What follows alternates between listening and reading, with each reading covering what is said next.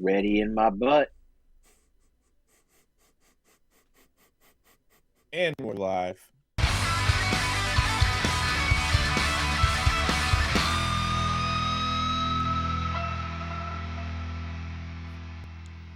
Well, welcome. Who's the number one guy in the world? The host, the most, the guy with the glasses, the other guy with the glasses, Michael.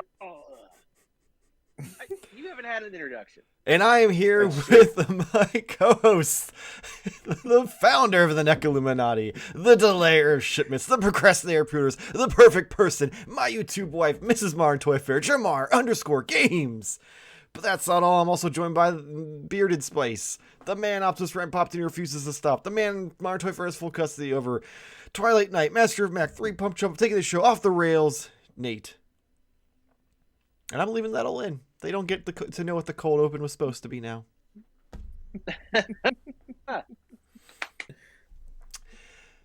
How are you guys? Yeah, I You don't even know what the episode is now without the cold completely open. derailed me. Like I'm all sorts of befuddled.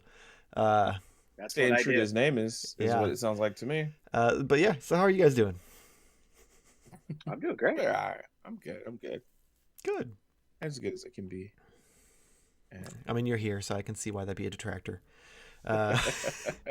So yes, since we didn't do a cold open, we'll get right into it. And this week we're going to be discussing if conventions are going to soon be a thing of the past.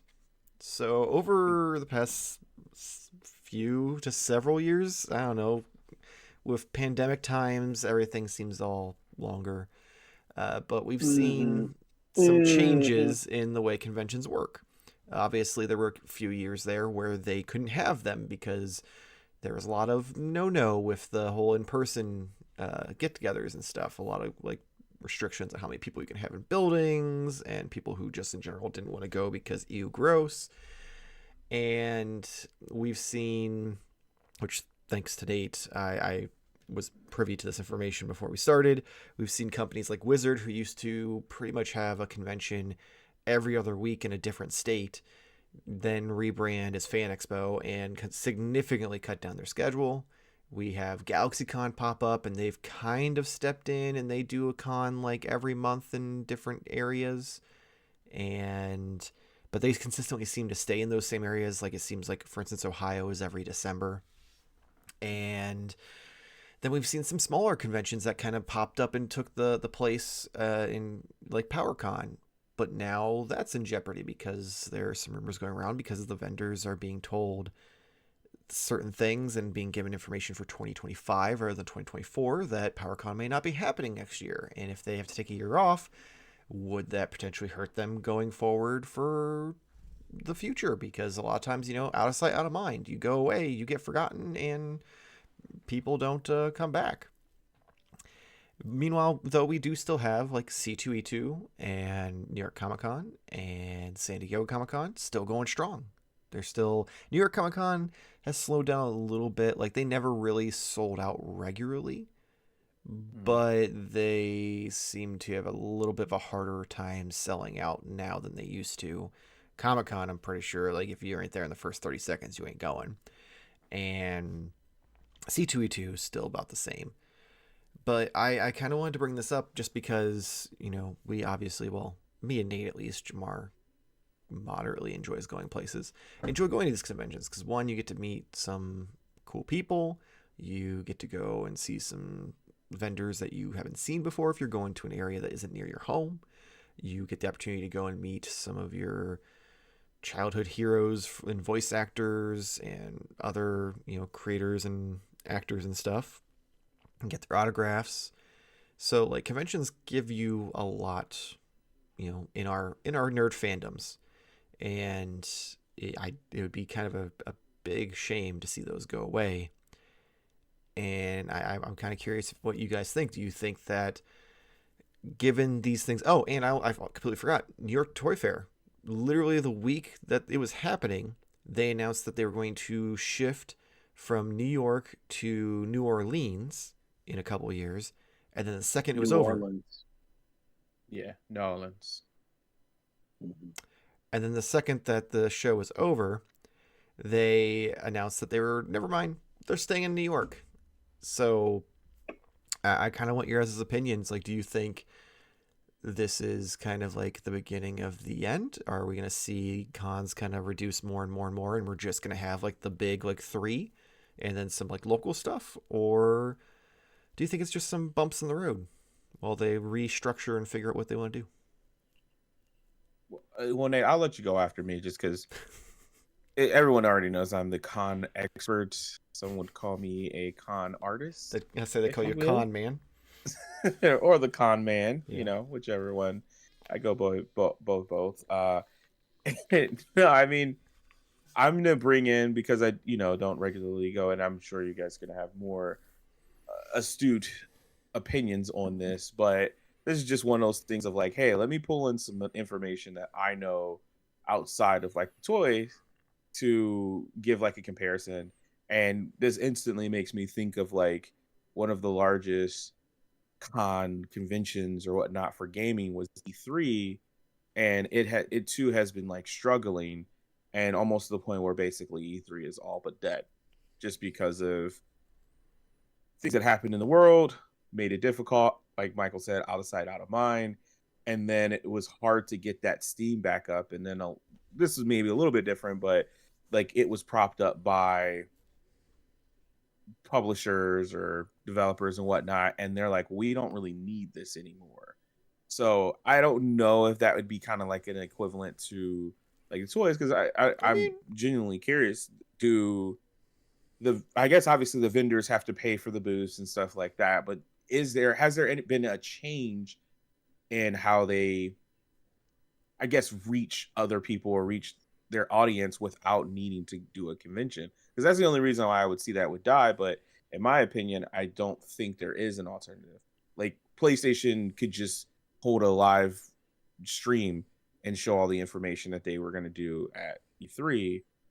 Random toy vendor can do that, but can't. So like, that's how I'm curious if that's true. I guess I'm not thinking of like Hasbro, NECA. Like you're thinking of like this, like Super. Yeah, like I'm thinking more of smaller.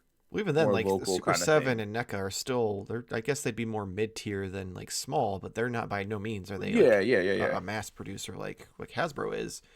Yeah, but I guess that's true. That's actually true. Like Hasbro does their streams, so I mean, it becomes a point of like, be sad to see it go for that reason, but would it become more of just a fan thing versus vendors trying to show off new stuff?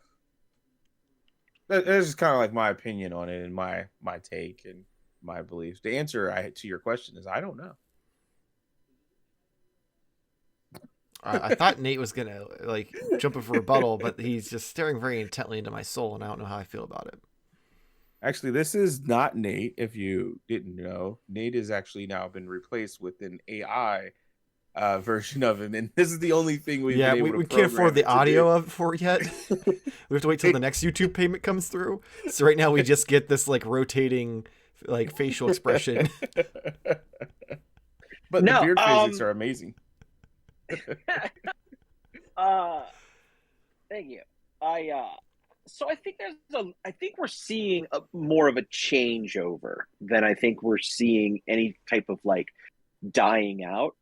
I can definitely see some of the bigger shows downsizing how many times a year they do it, or restructuring things that way. So I could see, obviously, I think there's more going on with the PowerCon thing than we are privy to, because the last convention was, for all intents and purposes, a swimming success. With a few speed bumps with the exclusives. Right. Sure. You're always going to have something with that. But what I have seen, and I don't think that this necessarily should be diminished, but I have seen the rise of the local convention or the area thing. For instance, in our area, whatever area you want to call this, I believe some say the Midwest, but there's some sort of argument to that, and I totally get it. Mid-East. But Mid-East. Yeah, So like closer to away from us, but near Pittsburgh, they have Steel City Con that happens a couple times a year. I particularly go to Horror Hound twice a year, which is in Ohio and Indianapolis. And then like some of like one of the ones that I got to experience here recently was the Hall of Fame Con in Canton, Ohio. Some people may have heard of that. What I thought was interesting about that is it was not a great show for me. Okay. Because I do a lot of these, I go to a lot of these, but there was a ton of people there, and there was a ton of people that were like, and I mean this in like an earnest way, like they were dressed up and they thought this was Comic-Con, like for them, they didn't know any better, like they don't go to anything else. So this was awesome for them, and I think that's great. I think that helps continue the spirit of it. And continues to kind of drive the just kind of the fun behind it too, what it should be. And I think that's kind of maybe what we could potentially lose. But then is that such a bad thing? So where you get like what Jarmar was just talking about with the games, the companies weren't necessarily seeing a return on investment. And I could see that continuing on. Like some of the companies over the years have not done even San Diego Comic-Con. So when eventually do more companies start pulling out, not seeing the benefit of that? And I'm not saying that's going to happen, but that could be something I could see more, because San Diego Comic-Con is such a multimedia event rather than it is a comic show or a place to buy toys. I mean, yeah, you do all that stuff there, but it's more about the event. Hall H. And yeah, so for instance, this year the strike was happening, so a lot of the places pulled out, and a lot of people said that the experience was better, that they had more fun at that particular San Diego Comic-Con because it felt like they used to before it got out of hand. Some people love the out of handness, but I was trying to think. I knew this was going to be the topic, and I was thinking about it. Lately in our area, there has been a show almost every weekend. And not every one of those is a con where you're going and meeting celebrities and a vendor booth and going to panels. I don't mean to insinuate that necessarily. But there is a show or event almost every weekend that kind of fits into the parameters of our interests. It may not be, maybe one is directly a toy show. Maybe one is directly a comic show. One is maybe more of a memorabilia thing. But, in our area, and again, I include what it's called the West Mid. Was that what it was? Is it West Mid? Are we Mid East? Midwest. Yeah. Midwest. Mid East. This is the area. I mean, within Mid-East. driving distance, there's been something at least 3 weekends out of the month. And that is where I think that we will continue to see growth, and we may potentially see pull backing on these bigger shows. Now, I did want to touch briefly on Toy Fair, because that's a whole nother beast in itself, because that's not open to the public. That's a trade show. So for you have to get buyers and companies and press. But are we starting, is that starting to see, I just wonder what's going on a little bit there, because they didn't have so many for so long. And then when they did bring this one back, they brought it back in the fall, which is very strange. Especially a week before just like you said, they were New York Comic-Con. Yeah. And then, just like you said, they said they were going to move, and then they're not. What is the purpose of Toy Fair anymore? And I'm not even just talking about from our side of it, but literally that could be a Zoom call in this day and age. Now, does that take a little bit out of it? Absolutely. You don't get to handle it. You don't get to see it. There's more to that, but the cost that's involved, does it truly outweigh? And then for our side of it, so your Hasbro, McFarlane, NECA, all the way down to, even something like, Boss Fight. They have more success with live streams or their own hosted events and things to kind of, because they're not necessarily selling to retailers. I'm sure some are, but some of those are direct. And I think more for them would be more something where they can talk directly to their audience because that's their buyers. Yeah, Super 7 needs to, talk to, so many retailers to get their reaction figures in. And for whatever reason, now Walmart is carrying Ultimates, but that's a whole nother thing. But still, ultimately, their audience is us. And I feel like their show or doing some sort of event through their own means is better for them. Just like even they do their pop-up shops the week of San Diego. They're not at San Diego. They are, but they don't, they don't necessarily, they have a presence off site as well. It just happens to be that week. But I think my biggest thing against that would be the fact that, like, Hasbro Pulse has this big issue where a lot of their stuff is just digital renders. I mean, they do have some physical stuff there, like, that they show off, but still you're watching a video of it versus being able to, like, see it in person. Because at, like, some of the conventions that you can pay to go, a normal person can see it in person. But even if you're just seeing, like, Robo and Veebs from the Fwoosh, or Big Nerdy, or like any of these other YouTubers go to Toy Fair and be able to see it in person and take pictures, and then you can hear their opinions on it. I think that borderline does better for it as far as like things like Hasbro, just because Hasbro has this wavering fan base that is kind of like, is it worth it kind of thing, and having that like in person could help. And I totally get what you're saying there, and I guess one of the things I forgot to mention, and this is helpful, is how much stuff did all these companies have to hold back for Toy Fair? I mean, most of them didn't hold anything back. But then there was very little to show. Then it became less of an event. You know what I'm saying?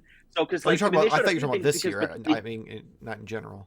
Yeah, I am talking about this year. Yeah. So like this year we had San Diego, and then there was PulseCon, then there was Toy Fair, then there's New York Comic Con, and every single one of those things had a reveal of some kind.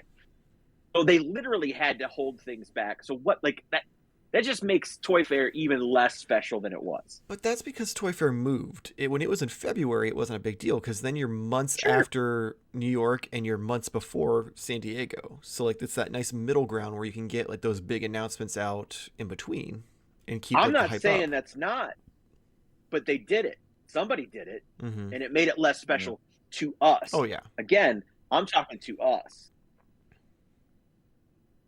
Yeah, I can agree with that. Them moving to a different time of the year definitely hurt Toy Fair in a very big way. There's no explanation as to why, other than just like this is what nothing worked. That we're privy to. Like I haven't really heard any rumors. Well, I mean, I've heard rumors as far as like the venue change, because there was rumors that like, oh, it was too expensive and they got a better deal down in New Orleans. But where? Fuck off. It was better. It was better. But ultimately, like, they still came back to New York, and I can't imagine that New York was suddenly cheaper unless they like they were like, oh, we're gonna lose this one weekend event that like hasn't been around for 3 or 4 years. Yeah.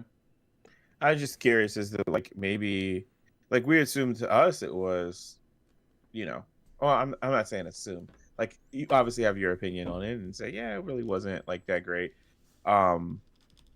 But I wonder if they saw better like return on everything. I can't imagine they did, because most the companies didn't really bring anything to make it feel special. Hasbro, the only thing they did is they brought Giant Man prototype. They didn't really have any reveals. NECA, I don't think had any. Which is weird to even take to. You're talking about Toy Fair, right? Yeah. Yeah. Yeah. Why would you take Giant Man to Toy Fair? Kind of defeats the purpose. Why wouldn't you? If it's the campaign's running and you're going to have a bunch of press and YouTubers there, like to see it in person? I guess. But Toy Fair is supposed to be for retailers. I mean, it seems like a weird thing to have at retailers. But I'm saying originally. Yeah, originally it was. That's my whole point. Originally, it's for retailers. So if retailers aren't really doing it, aren't going to it, and it's all for press and us, it's pointless. It's Because pointless could if you just do stay your in the own fall. stream. If you go back Sure. to February, then I could see it being a little more special and being worth it. But again, it depends on the company, because some of these companies need more help getting people excited for the product than others.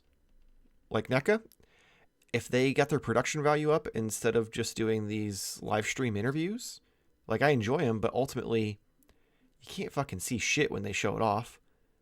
So if they upped their production value, yeah, I could see them going to a live stream and being fine. And Super 7, I don't think it matters one way or another what they do at this point. You're either going to buy Super 7 figures or you're not. I don't think there's anyone who's really on the fence. I think the biggest people who'd probably be hurt are some of the smaller like companies that are still like up and coming, like Boss Fight and stuff like that. But then again, they could be just at smaller shows, more going This to is more true. smaller local That could stuff, make those smaller more shows more regional, I should special. say. Yeah, I would say that would be a pretty good idea, in my opinion.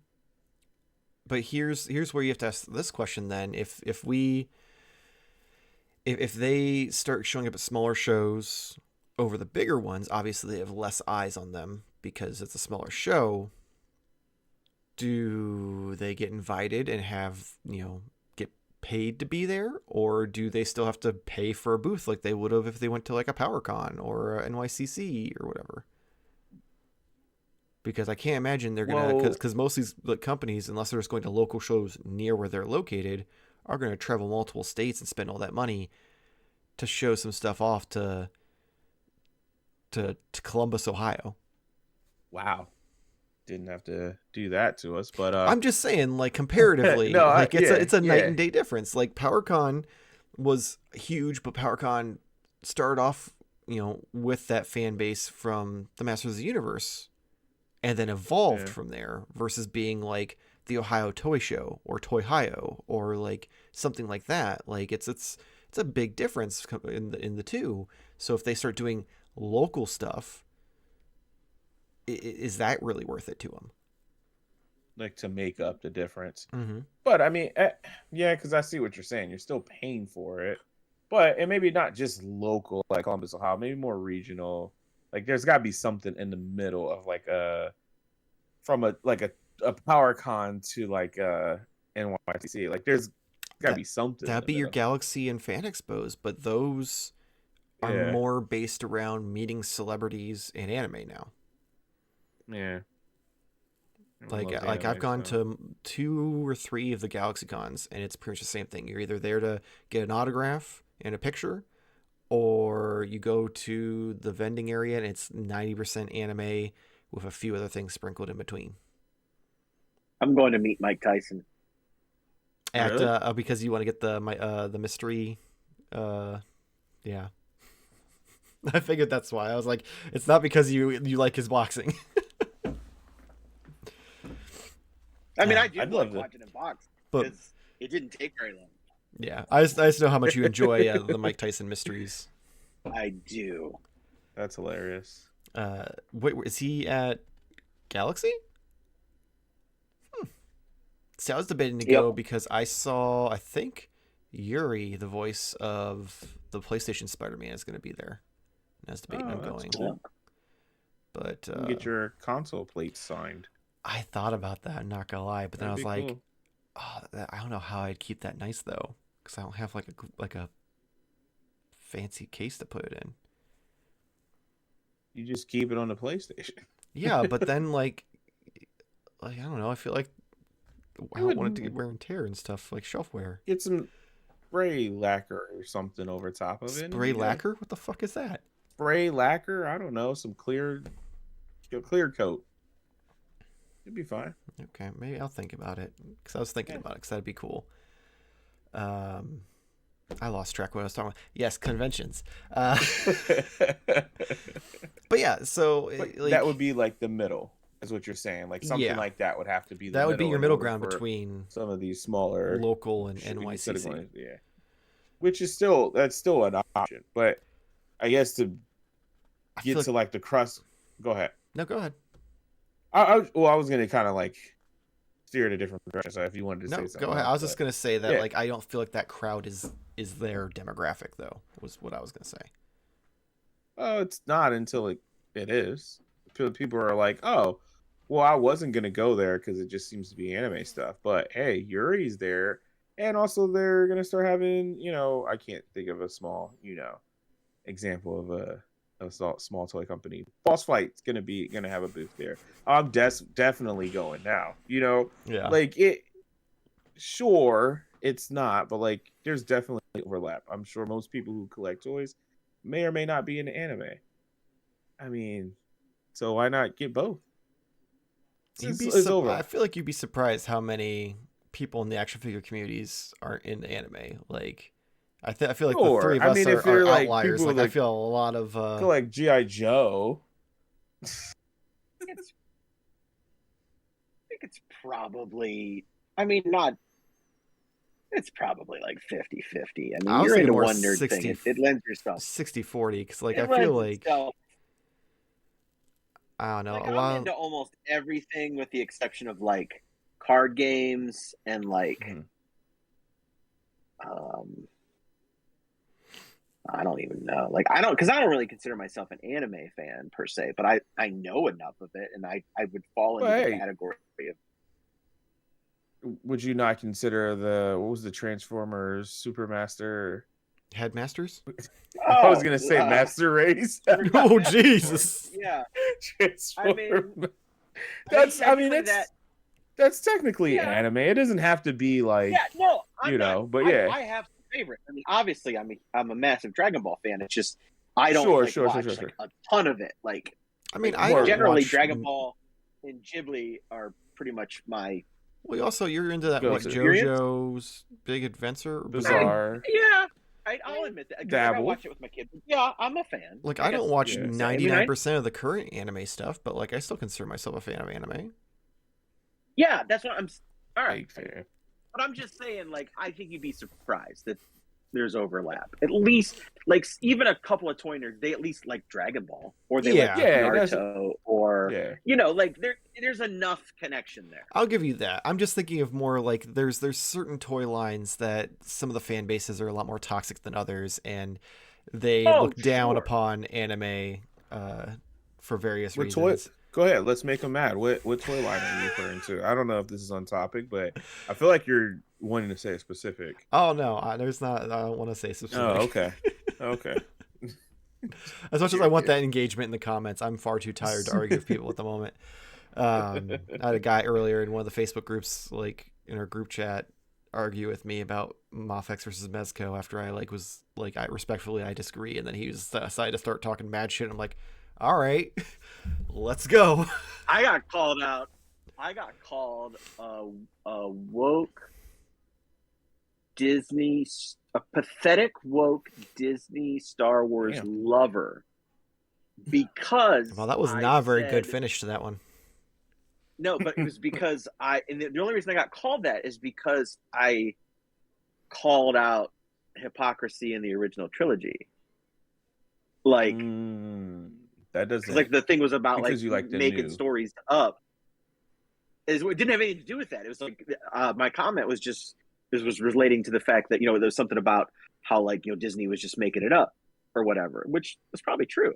But my point was also that originally Luke and Leia weren't supposed to be siblings, so here we are. Like, just the whole thing it was made up as it went. And that's all I said. And I'm a Star Wars fan all my life. I feel like I have more of a right to call out the bullshit that George fed us for years. You're like, I saw it in theaters. You consumed it all. That's just what I like. Whatever, you can have your opinions about Disney Star Wars or whatever, but just pick your battles, because when you start talking about like corny writing and making shit up as they go, like, yeah, they shouldn't be doing those things. But George did. Like, they're just, but they just were following in George's footsteps. I mean, let's not pretend that this is some great, like, yeah, it's awesome. We're just going into a whole thing. We should do a whole Star Wars episode. We should. Patreon episode on. We should take questions from the audience about our opinions about Star Wars and where that would lead. That would be interesting. Oh. Let us know in the comments below what your questions are for like Make as us far as our mad. opinions about Star Wars. Yeah. Because I got a lot of them, and a lot of them are not what you'd think, or maybe Just they are what specifically you Star think. Wars? I don't. Okay. So I was gonna ask you some other questions, but I'll wait till off air. Oh, well, we I- can do that too. hold off till Just OnlyFigs. joking. This is No, the I'm podcast, and this joking. actually needs to I'm like not joking. be a shit Yeah, show. So let's one last question before we close everything out. And Oh, we're still going. yeah, it's shocking. Hey, I I know. thought we Okay. ended this a little bit ago. So the question would be, if you like, would you prefer it everything like, say everybody just gets a webcam and does it themselves, go to the Hasbro Pulse model of just like that's where you show everything off to fuck all the cons, to get to sit at home in your underwear eating your Fruit Loops. What do you got against Fruit Loops? I guess I'm not gonna sit in my underwear and eat Fruit Loops. I guess I don't know. I just assume that most people don't wear. Jarmar doesn't wear pants when he records with us. Why would you wear pants while you're watching Hasbro Pulse? I guess I always throw on like some shorts or like lounge you- pants kind of Sure. thing. Like I mean, I do too, but like I'm not assume a sit around in my underwear kind of guy. I'm Like, not either. But that's also because I don't like live alone, so like it doesn't really work. Like, just like you still have your kid at home, so it'd be weird to just be like, right. Pop's walking around in his underwear again, kind of thing. Yeah. So It like I'm here happens. with it, but again, Jamar goes Donald Duck while he's sitting here with us, so I just assume that most One people... time I pull all my clothes off while we're recording. But yeah, would you prefer to cons completely go away and we just do live shows, or do you enjoy that experience for like when you have gone? Would you want to go to more and support them and see it come back and thrive the way it used to? Yes. Yeah, that's a good answer. My answer is no. I would like to see personally. I like the bit a model of it being like, hey, blah blah blah is gonna have a big stream. They're showing off what's coming out. Like, I like that idea as much as I've been a fan of like wanting to, like, my dream was always just to go to E3. That was just my dream, right? Play an unreleased game or something. Go to Toy Fair and see toys that haven't come out yet. Stuff like that. As I've gotten to the point of like where my interests lie and how I would like to consume that, because at the end of the day, I'm just looking at something to be like, yeah, I'm gonna buy that. That's where kind of like my level of excitement goes, and maybe that's just a deeper conversation for toy collecting in a whole. But I would like to have those if the streams were held as like an event. But at the same time, I'm not saying that cons should die and go away. But I just think that going to see new toys isn't the only reason to have a convention. Because like the things you mentioned about why you enjoyed going to PowerCon was to see like other people, other streamers, other content creators, other fans who are just into the same kind of thing. Like that to me is what the convention's about. But like getting those announcements and stuff out the way, and maybe having like, let me order the exclusive thing that you want to do. But you can still have a con exclusive and just do the announcements a little bit cleaner, in my opinion. That's just me. That's how I am. I like to just get like 5 o'clock. NEC is gonna do a stream. They're about to drop the shit. They're gonna show all these new, and I'm like, okay, cool. But don't do something like the one-on-one interviews, like you said, are interesting but still kind of boring, if that makes sense. So I want more, like you said, production value. I want some more like do a bunch of cool little stop animation videos and shit of like things, or showing cool prototype stuff like that. I would like that, definitely. But I'm not in no way saying cons should be a thing of the past. Not to throw shade, but for less than $100, the janky ass setup I have of lighting in here to get this like aesthetic shouldn't be that hard.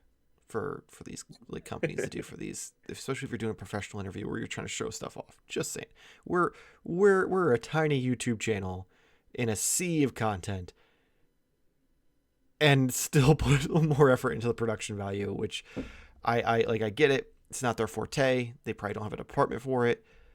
But come on, guys. Like, I can only see a grainy video of an action figure so many times before I'm like, I'll just wait until it comes out, or until we get promotional pictures, or until we get the pictures of it in the glass case at San Diego or something. Like, what about you, Nate? Because you just said yes, and I don't know if that was like, yes, you want both? You want your cake and to eat it too? I mean, a little bit of both, but like, I would much rather. Well, I'm not gonna say much rather. I would be totally fine with these great big monster shows going away. I've been to some. I've not been to others. It's overwhelming and ridiculous. But if that's your thing, cool. I hope it doesn't go away, I guess. But I'm okay with that. But I do love the idea of the small to the mid-tier shows. Because there's nothing like if you're into that sort of thing, to be able to go and interact with people that make the things that you like, whether that be voice actors, actual actors, game designers, animators, artists, whatever, podcasters, YouTubers, whatever that may be that it is that you enjoy.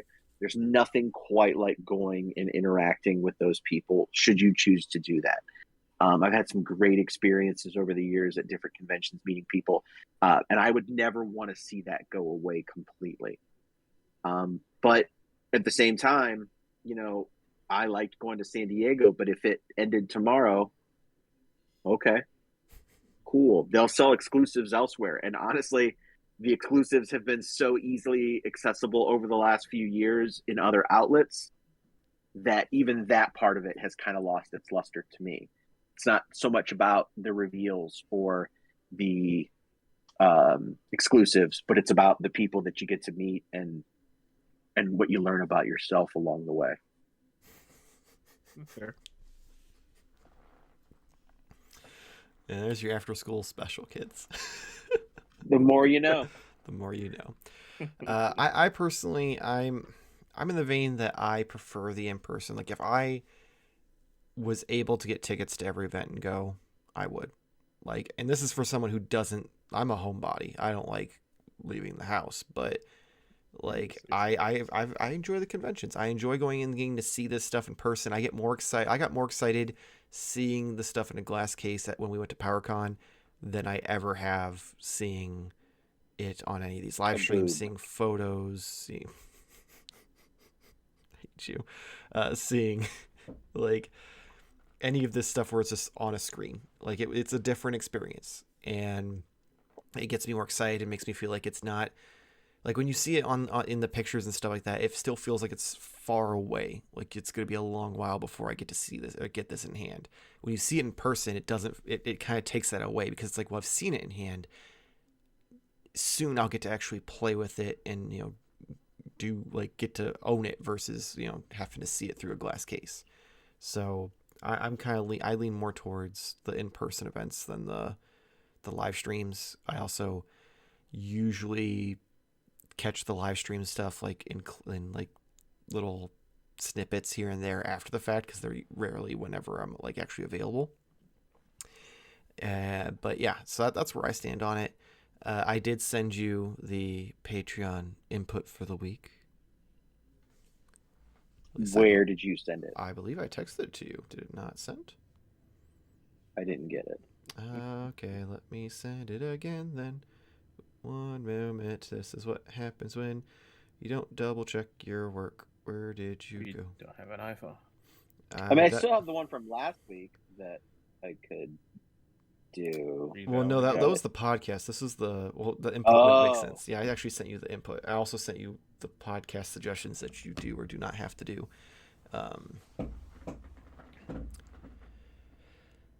Do or do not. There is no try. Everyone was like, "What?" It's okay. Did it come through? Nope. God damn it, Bobby. Maybe send it through Discord since it uses the internet for a But text he message. he uses an iPad. Just it'll kick him out of Discord video if he tries to use that way. Well, if I he has just it on got his it. phone. You got it? Oh, there we go. Yeah, I just got it. Cool. All right. I'm gonna try to fucking bring it. Ooh, we're gonna get that trailer level. Uh-oh. Wait, what trailer? Like Tractor trailer trailer. park? Oh. That's what I was like, what? Are we ready? As will ever be. Got a little Oh. Yoda giggle in there. Yeah. Ink/Kermit. Conventions are in trouble because they have become too expensive and better alternatives exist. Airfare and hotel is expensive. Smartphones and social media. Shut up. Smartphones, social media make it so people can stay home for free and see 4K videos of the convention displays. Convention organizers also cram too many people into too small of a space Give me that. to maximize profits. And it's harder to see stuff than if you stayed home and followed toy blogs. Cons have vendors who sell figures at higher prices that you can get on eBay. So why travel a long distance to overpay for figures you can email order more cheaply and not have to deal with logistics of bringing the haul back on your flight home? The only reason to attend conventions in 2024 will be to get the exclusive Modern Toy Fair art prints that will only be available in person. This is true. I give him, That's the at funniest- least he shills out for us like without being prompted. I'll give him Funniest that. thing I've heard on this podcast. I need to go to another convention because I still have like 4 of those left to give out. Oh man, that was funny. Shit, that's funny. I mean, That's aside very from, fair points though. aside from that kind of sounding at the beginning like old man shouting at clouds, there's too many people. I can't see my toys. I agree with most of that though, especially the ending. But let us know in the comments below where you stand. Are you more of a sit at home eating your Fruit Loops, Donald Ducking it, watching the toys, or do you want to go see them in person? And if you enjoyed this video, please make sure to like and subscribe. Helps us out, gets future toy related content in your feed. You've got the weekly podcast, weekly live stream, weekly toy hunt. You've got reviews, how to pose videos, all sorts of stuff. So check it out. We really appreciate it. You can check us out on Instagram, Twitter, and TikTok at Modern Toy Fair. You can also check us out on patreon.com/Modern Toy Fair, where if you'd like to help us out, you can support us there. We've got different tiers of different rewards. Get physical versions of the prints or the photos I take. You can get the episodes of the podcast Toilet early. You can do the episode input. You can give Nate a fake podcast, all sorts of stuff. You can check Jarmar out over on TikTok at Jarmar_games. Nate, what you got for us? We have a brand new show this week. It is going to be called Michael and the Multiverse of Laziness. And in this time-bending adventure podcast, because that's what we do now, adventure podcasts, our very own Mr. Modern Toy Fair travels the multiverse in search of a version of Nate that shows up on time and submits his weekly toy hunt homework. Spoiler alert, across all of space and time, Michael is unsuccessful. There was like multiple options. I'm surprised you chose that one. They were all pretty shitty to me.